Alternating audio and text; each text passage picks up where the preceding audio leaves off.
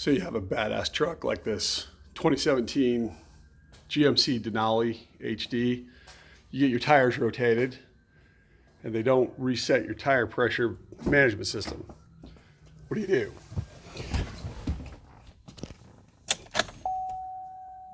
Turn the key on, cycle down through your driver information center, just using the buttons on your steering wheel. Go on to where you see your tire pressure and hold the check mark in the middle for a few seconds. Dismiss out of that. When you hear that double beep, and it will tell you that it's tire learning is active. And then you're gonna need something like this, which I got on Amazon for about 20 bucks. Might have been 12 or 15, something like that.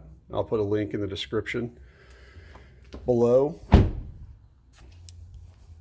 What'll happen is your front right light will come on. You take this, hold it up somewhere near your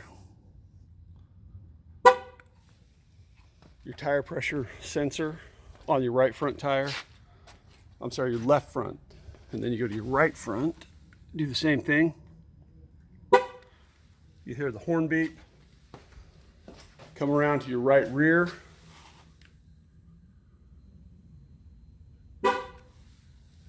Hear the beep. Come around to the left rear, which again, you'll have the light on telling you which wheel to do it on. Right rear, left rear, driver's rear, and we're done. You hear the double beep of the horn. Go in, check your DIC, and now you can see that the tire pressure on the fronts, after they've been rotated, are correct.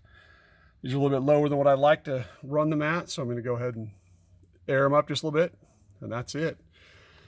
Pick up this bad boy on Amazon, follow these simple directions, and you can reset your tire pressure on a later model GMC tire pressure management system.